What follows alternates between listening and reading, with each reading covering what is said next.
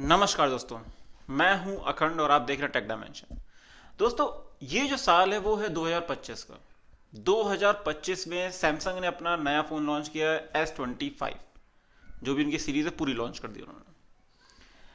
आज के दिन पे या आज के टाइम पे इस साल में क्या आपको S23 सीरीज को कंसीडर करना चाहिए? चाहे वो S23 हो, S23 प्लस हो, S23 अल्ट्रा हो, क्या उसको कंसीडर भी करना चाहिए कि नहीं? उसके ऊपर हम डिटेल में बात करेंगे।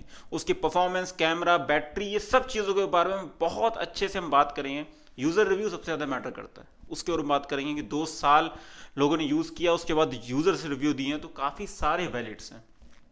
और हम बात करेंगे मेरा खुद का वर्डिक्ट होगा उसके ऊपर। तो चलिए शुरू करते हैं, एक एक करके सारे पॉइंट्स उठाते हैं और आपके सामने डिस्कस करते हैं। दोस्तों, हम लोग पहले बात करते हैं इसके परफॉर्मेंस पे। तो आपको पता है इसके अंदर जो चिपसेट आता है वो आता है 8 Gen 2, जो कि स्नैपड्रैगन का बहुत ही पावरफुल चिपसेट था उस टाइम का।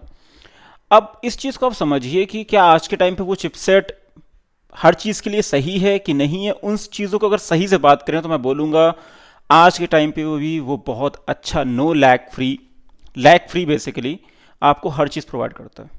कभी आपको कोई भी परफॉर्मेंस का इशू तो नहीं देखने वाला। आप बीजीएमआई चलाइए, कॉल ऑफ ड्यूटी चलाइए, कोई भी गेम चलाइए, आपको दिक्कत नहीं आएगी।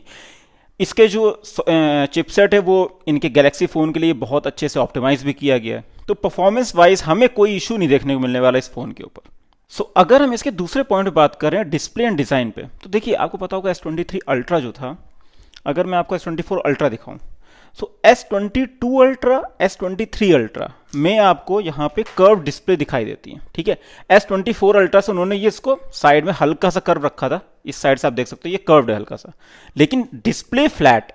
ठीक है, और S25 में भी आपको पता है यहाँ पे जो कॉर्नर है उसको उन्होंने थोड़ा सा और ज़्यादा राउंडेड कर दिया, तो पकड़ने में ईजी होता है। तो आपको मैं बताना चाहूँगा कि मतलब उसका कर्व डिस्प्ले है, 2K डिस्प्ले है। अगर आप कंटेंट वॉचिंग की बात करो तो आप S25 अल्ट्रा में देखो, चाहे S23 अल्ट्रा में देखो, बहुत ज़्यादा डिफरेंस पता नहीं चलेगा। चाहे आप बाहर जाओ, चाहे घर में रहो, कहीं पे भी लो लाइट में, हाई लाइट में, कहीं पे भी देखो, डिस्प्ले की क्वालिटी सैमसंग बहुत अच्छा बनाता है। तो मैं ये नहीं कह सकता कि यार डिस्प्ले की वजह से आप S23 अल्ट्रा ना खरीदो। डिस्प्ले की वजह से आपको कभी दिक्कत नहीं आने वाली। वो अपने सेगमेंट पे one of the best display देता है। ठीक, और रही डिज़ाइन की बात, तो डिज़ाइन सब्जेक्टिव है। ये कुछ लोगों को पसंद आ सकता है, कुछ लोगों को नहीं आ सकता, तो ये एक सब्जेक्टिव मैटर है। ये मैं आपके ऊपर छोड़ता हूँ। मुझे S23 अल्ट्रा बहुत ज़्यादा पसंद नहीं था क्योंकि कर्व डिस्प्ले थी। मुझे उसमें टेम्पर्ड ग्लास लगाने में दिक्कत है। मुझे कर्व डिस्प्ले वाले फ़ोन बहुत ज़्यादा पसंद नहीं रहते हैं। उसका रीज़न रहता है कि वो टूटने का उनका डर रहता है, साइड से अगर गिर जाए तो टूटने का डर रहता है। इसलिए मुझे वो ज़्यादा मैं रिकमेंड नहीं करता हूँ। जब भी कोई 70,000 के ऊपर फ़ोन ले रहा हो तो उसको रिकमेंड करने में थोड़ा सा डर भी लगता है मुझे, इसलिए मैं उस चीज़ को रिकमेंड नहीं करता हूँ। कभी कोई अगर कर्व डिस्प्ले फ़ोन है तो वो ये मेरा सब्जेक्ट मीन्स पर्सनल है। मैं ऐसा नहीं बोल रहा हूँ कि कोई आप नहीं ले सकते कर्व डिस्प्ले। होल्ड करने में बहुत अच्छा लगता है कर्व डिस्प्ले, देखने में बहुत अच्छा लगता है कर्व डिस्प्ले, लेकिन उसके कुछ पोटेंशियल्स पॉजिटिव भी हैं, नेगेटिव भी हैं। तो कुछ नेगेटिव है जो मुझे बहुत ज़्यादा हार्श लगते हैं, तो इसलिए मैं उसको ज़्यादा रिकमेंड नहीं करता हूँ कर्व डिस्प्ले को। अब बात कर लेते हैं उसके कैमरा की। देखिए, कैमरा के बारे में बात करूं तो आपको पता है S23 अल्ट्रा में 200 मेगापिक्सल कैमरा आता है, और जो S23 की लाइनअप लगी हुई है S23 प्लस, उनमें भी बहुत अच्छा कैमरा आता है उनके सेगमेंट पे। और आपको कभी भी कैमरा से तो ऐसा नहीं लगे कि यार ये कैमरा बेकार फ़ोटो खींच रहा है। बहुत अच्छी फ़ोटोज़ खींचते हैं। मैंने S24 अल्ट्रा यूज़ किया, बहुत ही टॉप नॉच फ़ोटोज़ आती है। बहुत ज़्यादा ये रियलिटी से मैच करते हैं। ठीक है, फ़ोटोज़ कुछ जगह मात खाते हैं आईफोन से, लेकिन वो भी ओके है। वो डिपेंड करता है कि हर फील्ड में कर पाना बहुत इशू है। आईफोन भी कई जगह सेक्शंस में सैमसंग से मात खाता है इन फोटोज़ और वीडियोस, तो वो चीज़ नॉर्मल है। लेकिन अगर आप ये कहो कि S23 अल्ट्रा में कैमरा बहुत बेकार है, नहीं लेना चाहिए, ऐसा नहीं है। वो अपने सेगमेंट पे इस टाइम पे भी one of the best phone मान सकता हूँ मैं उसे। कैमरा बहुत अच्छे हैं उसके। ठीक है, तो कैमरे के प्रोस्पेक्टिव से मैं नहीं कहूँगा कि आप मत लीजिए फ़ोन, कैमरा बहुत अच्छा है। बस एक चीज़ मैं इसमें ऐड ऑन करना चाहूँगा। आपको पता है S24 अल्ट्रा जब लॉन्च हुआ था तो उन्होंने डिज़ाइन के साथ साथ, डिस्प्ले के साथ साथ हल्का सा जो कर्व सेक्शन था उसको बंद हटाया था, और उसके साथ साथ एक चीज़ और ऐड की थी जिसका नाम था AI फीचर्स। आप देखते हो ना, काफ़ी सारी AI फीचर्स आ जाते हैं। वो सब चीज़ें अभी के लिए S23 अल्ट्रा में आप नहीं देखोगे, बहुत नॉमिनल चीज़ें देखोगे। तो कैमराज में जो AI फीचर्स हैं वो अभी S23 अल्ट्रा में नहीं है। वो फ्यूचर में ऐड करते नहीं करते उसका मुझे आइडिया नहीं है, लेकिन हाँ अभी तो नहीं है उसके अंदर। मैं इसलिए कह सकता हूँ कि S23 अल्ट्रा में अगर आप AI फीचर्स के उस प्रोस्पेक्टिव से देख रहे हो तो अभी वो फ़ोन आपके लिए फिर नहीं है। लेकिन आप नॉर्मल फ़ोटो कैमरा में देख रहे हो तो भैया वो फ़ोन कैमरा के नॉच अगर आप देखोगे तो 19-20 का ही फ़र्क आएगा S24 अल्ट्रा, S25 अल्ट्रा से S23 अल्ट्रा का। बहुत ज़्यादा डिफरेंस नहीं आएगा, सेम ही आएगा लगभग। अब बात करते हैं बैटरी लाइफ और अपडेट्स की। देखिए यार, आपको पता है S23 अल्ट्रा जब लॉन्च हुआ था तो इसकी जो बैटरी लाइफ थी अल्ट्रा फ़ोन की लगभग एक दिन आराम से चल जाती है। ठीक है, ये मैंने इसके साथ भी देखा, मेरा ये 1.5 दिन चल जाता है लगभग, अगर मैं सही से यूज़ कर रहा हूँ 1.5 दिन आराम से चलता है। ऐसा ही होता है S25 अल्ट्रा में भी, ऑप्टिमाइजेशन और ज़्यादा होता रहता है और धीरे धीरे करके वो बहुत अच्छा काम करते हैं। S23 में भी सेम चीज़ है, S23 प्लस में भी सेम चीज़ है। लेकिन अभी S23 में आपको पता है कि अपडेट्स के बाद थोड़ा बहुत इश्यूज आए थे ग्रीन लाइन के, लेकिन कंपनी ने कह दिया था ग्रीन लाइन आएगा अगर सॉफ्टवेयर अपडेट से तो मैं इसको चेंज कर दूंगा, तो वो चीज़ एक पॉजिटिव है। तो ऐसा नहीं है कि S23 आप ग्रीन लाइन की वजह से ना लो, क्योंकि कंपनी उसको रिप्लेस कर रही है, कोई इशू नहीं है। अब बात करते हैं अपडेट्स में, एक और सेक्शन आता है OS अपडेट्स और सिक्योरिटी पैच अपडेट्स। तो देखिए, सैमसंग ने जब S23 लॉन्च किया था तो उन्होंने उस टाइम पे शायद 4 या 5 ईयर्स के ही OS अपडेट्स कहे थे, 4 ईयर्स के आसपास, और 5 ईयर्स के ही सिक्योरिटी अपडेट्स के आसपास कहा था। तो उनके 2 अपडेट्स खत्म हो चुके हैं, अब 2 ही बचे हैं शायद। ठीक है, तो मतलब वो आपको फ़ोन 2 साल के बाद आप यूज़ करने लायक नहीं रहेगा, सिंपल इन टर्म्स। ठीक है, क्योंकि वो एंड्रॉयड 13 पे लॉन्च हुआ था, 14, 15, 16, 17 मैक्स, उसके बाद ख़त्म। ठीक है, सो आपको वो सारी चीज़ें नहीं मिलने वाली जो S24 के साथ है, क्योंकि S24 जब लॉन्च हुआ था तो उन्होंने कहा था कि 7 ईयर्स के अपडेट्स आपको मिलेंगे। ठीक है, 7 मेजर अपडेट्स, वो S23 के साथ नहीं है। तो अगर आप 70-75 हज़ार में आपको ये फ़ोन मिलता है तो क्या आपको ये फ़ोन लेना चाहिए, या आपके ऊपर मैं क्वेश्चन मार्क अभी रेस कर रहा हूँ। अगले सेक्शन में मैं इसको समझाता हूँ अच्छे से। अब मैं अगर बात करूँ अपने लास्ट सेक्शन की, जो कि है प्राइस एंड फाइनल वर्डिक्ट।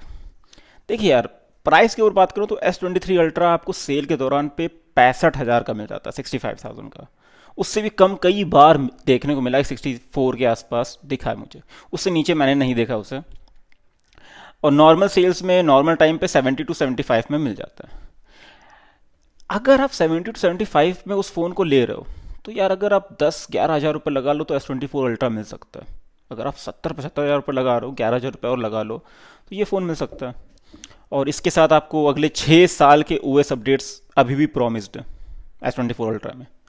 तो S23 में नेक्स्ट 2 ईयर्स के ही अपडेट्स प्रॉमिस हैं, क्या उसको लेना सही होगा, ये क्वेश्चन रेस करता है। क्योंकि 65,000 70,000 रुपये आप डाल रहे हो किसी फ़ोन में और न केवल 2 साल के लिए चलाओगे, तो ऐसा तो नहीं होने वाला।